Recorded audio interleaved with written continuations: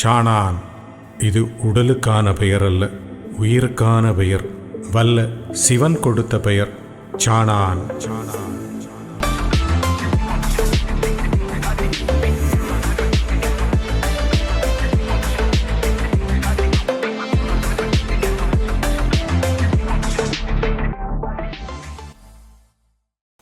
இப்ப ஐயா, கேள்வி என்னன்னா, இப்போ கிருஷ்ணர், மகாவிஷ்ணு இல்ல அம்சம், அது உலக அளவுல தெரிகிறது.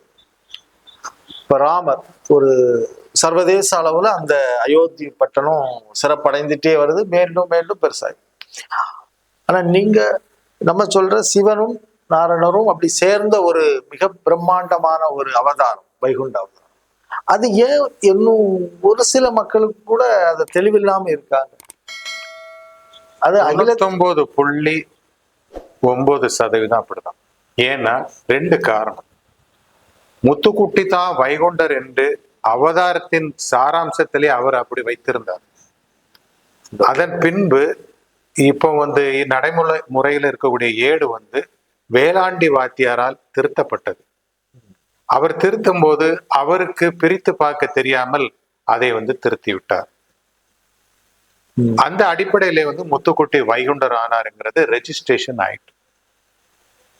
ஒரே ஒரு வார்த்தை, ஒரே ஒரு ஆள் ஒரு யுகத்தையே மாற்றி இறைவனுடைய தத்துவத்தையே மாற்றி விட்டார் போல வந்தாங்க. ஐயா, நீங்க கிருஷ்ண அவதாரத்துல பாத்தீங்கன்னா கிருஷ்ணர் இடம் மாற்றப்படுகிறார். ஆமா, மாற்றப்படுகிறார், அப்படிதானே? அது சிறைவாசத்திலிருந்து அங்கே மாத்துகிறார், அப்படிதானே? பகவதி தான் உள்ளுக்கு இருக்கிறா, எங்க அண்ணன் வருவார் என்று சூளுரைத்து விட்டு அவள் மறைந்து விடுகிறாள், அதானே? அந்த இடப்பெயர்ச்சிங்கிறது சில மாற்றங்கள் நிகழ்ட்டு அவருடைய லீலை தான். அவருடைய லீலை, அதுல மாற்று கருத்தே கிடையாது. இப்போ இந்த ஏடு முதல்ல ஒரு பிரதி இருக்கு. அந்த ஒரு பிரதி எங்க இருக்குன்னாக்கி தென் தாமரை குளத்துல இருக்கு. தென் தாமரை குளத்துல இருந்து அவங்க ஒரு குறிப்பிட்ட நாள் வாசித்த பின்பு அதை என்ன செய்வாங்க, மேளதாளத்தோட எடுத்துட்டு சாமி தோப்புல கொண்டு கொடுப்பாங்க. இந்த ஏடு 11 வருடங்களாக உண்மை உருவில் வாசிக்கப்பட்டது. 11 வருடம். ஓகே.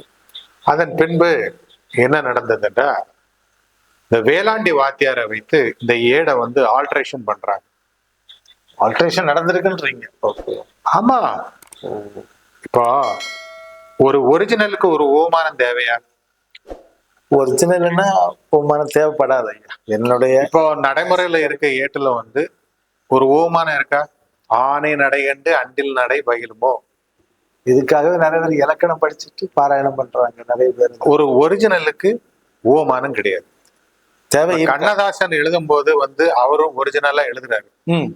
அவரை ஒப்பிட்டு நான் சொல்லும் போதுதான் நான் ஒரு ஓமானம் சொல்லணும். ஆனை நடைகண்டு அண்டில் நடை பயிலுமோ.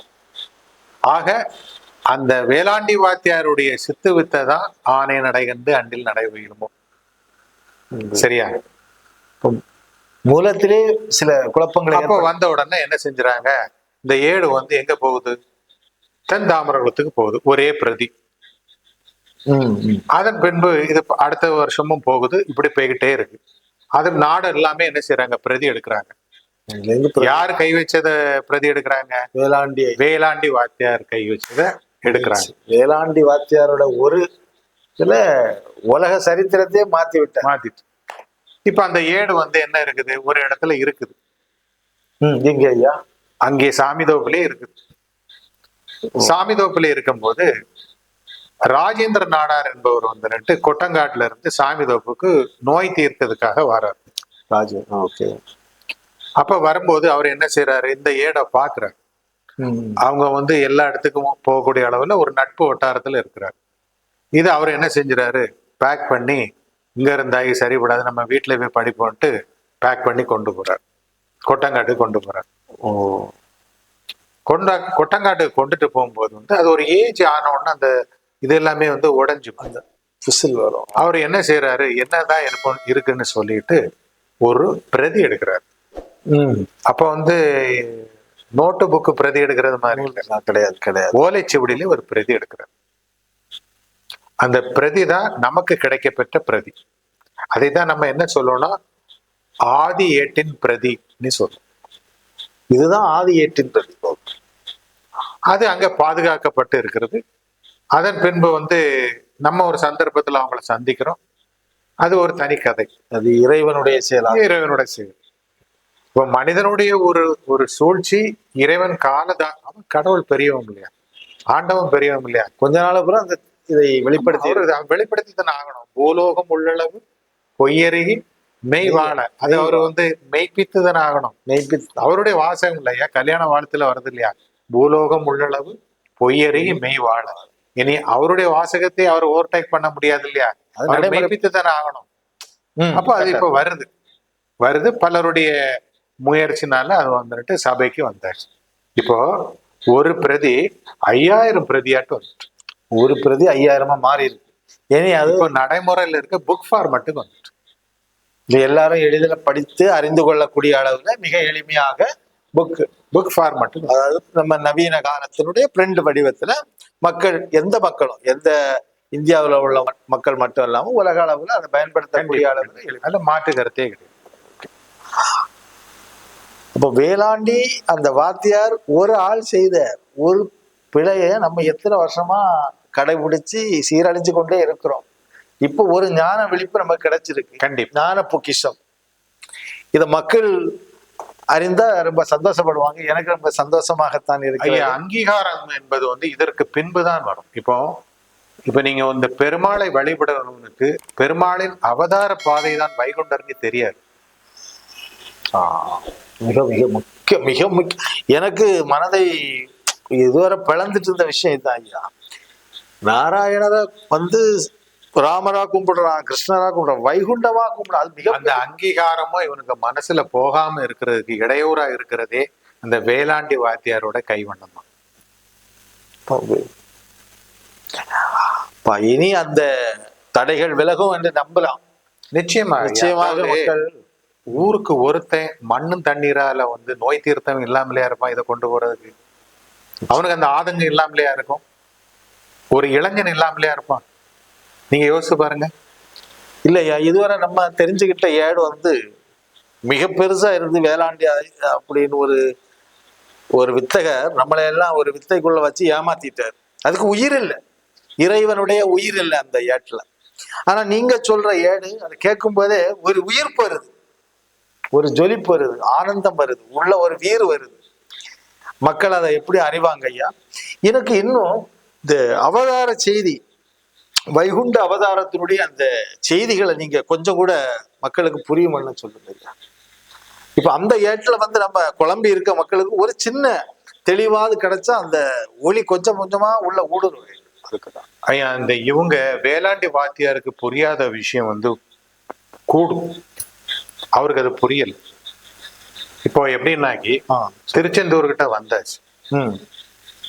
வரும்போது வந்து யார் வாரா? சம்பூர்ண தேவன் வாரான்.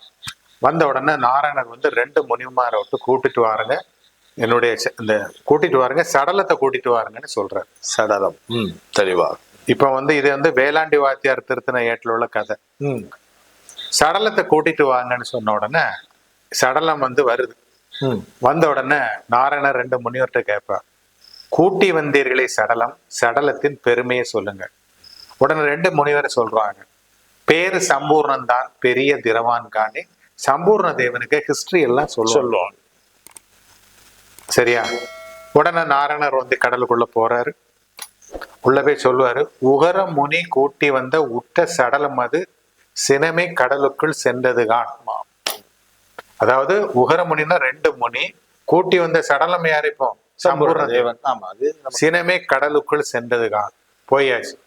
போய் இருந்த உடனே வந்து அம்மா வந்து 2 நெருப்பா இருக்க, இவர் வந்து அபயம் பண்ற எல்லாம் முடிஞ்ச உடனே மகர அறைக்குள்ள போயாச்சு. இவர் வந்து இந்த இதை எடுத்து வச்சுக்கிட்டு வைகுண்ட வெள்ளைமான் பட்டுண்டு உடுத்தி, யாருக்கு? சம்பூர்ண தேவனுக்கு வைகுண்ட வெள்ளைமான் பட்டுண்டு உடுத்தின்னு சொல்லி அந்த கதை முடியும், அவதார காட்சி முடியும். அவர் சொல்றாரு, கண்டாய மகனே கடலின் சிறப்பை எல்லாம் என்று சொல்லி அந்த கதை மூவ் ஆகுது. ஆக வேளாண்டி வாத்தியாருக்கு கைவண்ணத்துல சம்பூர்ண தேவன் யாராட்டு மாறிறான்? கடவுளா மாறுறான். கடவுளா. இது வந்து ஒரு மனிதன் கடவுளான கதை. ஒரிஜினல் எப்படி இருக்குனாக்கி, அதுதான் முக்கியம் ஐயா. சொல்லு. ஒரிஜினல் எப்படி இருக்குனாக்கி, கடவுளே மனிதனாக வந்த கதை. கடவுள் கடவுள் மனிதனாக வந்த கதை தான் அவதாரம் என்று அழைக்கப்படும். மனிதன் கடவுளானான் என்றால் ஒரு சித்தர், ஒரு ஞானி, ஒரு ரிஷி, அதுக்கு மேல போகாது. அதுக்கு மேல போகவே போகாது. அவ்வளவுதான். ஒரே சிவன் தானையா, ஒரே திருமால் தானே. ஒரே திருமால். யாராவது போய் திருமால் ஆக முடியுமா? முடியாது, வாய்ப்பே கிடையாது. ஆக மனிதன் கடவுளான கதை என்றால் ஒரு ரிஷி, ஒரு ஞானி என்ற கோட்பாடு மட்டும்தான். இறைவனை மனிதனாக வந்தால் என்றால் அது அவதாரம். அது அவதாரம். அந்த வகையில தான் ராமர் வந்தார், அவதாரம். கிருஷ்ணர் வந்தார், அவதாரம். வைகுண்டர் வந்தார், அவதாரம். ஐயப்பர் வந்தார், அவதாரம். சரியா? சரி. இப்ப வந்து ஒரிஜினல் என்ன சொல்லி இருக்கிறதுன்னு பார்த்தா, உண்மையான அதே இடம் திருச்செந்தூர்ல கடற்கரை கிட்ட வந்தாச்சு. 2 முனிவர்கிட்ட சொல்லுவாரு, அந்த சடத்தை கூட்டிட்டு வாங்கன்னு சொல்லுவாரு. சடம் வந்த உடனே சொல்லுவாரு, சடத்தின் பெருமை எல்லாம் சொல்லுங்கன்னு 2 முனிவர்கிட்ட சொல்லுவாரு. இந்த சடலம் வந்து திருமாலுடைய அவதார சடலம். ஆதியிலே சிவன் நாராயணருக்கு அவதாரம் எடுப்பதற்காக கொடுக்கப்பட்ட சடலம். இந்த செய்தி நான் இதுவரை அறியவே இல்லை. சொல்றாங்க 2 முனிவரை சொல்றாங்க, ஸ்டேட்மெண்ட். அந்த அடுத்தது நாராயணர் கேட்பாரு, இந்த சடலத்துக்குள்ள இருக்கக்கூடிய உயிர் யாதுன்னு கேட்பாரு. சடலம் உயிர். அப்ப அவரு கேட்பாரு. கேட்ட உடனே அந்த முனிவர்கள் சொல்லுவாங்க, அவன் பேரு சம்பூர்ணன். அவன் வந்து இந்தந்த மாதிரி ஆசைப்பட்டா அவனுடைய விதி கர்ம பலனாக இந்த மாதிரி வந்து இப்ப வந்து இருக்கான். சொல்லி முடிச்ச உடனே 2ஐயும் டிஃபரன்ஷியேட் பண்ணி காணிக்கிறாரு. ஒரிஜினல் 2ஐயும் பிரிச்சு தனித்தனியா காணிக்கிறாரு. கூடு வேற, உயிர் வேற,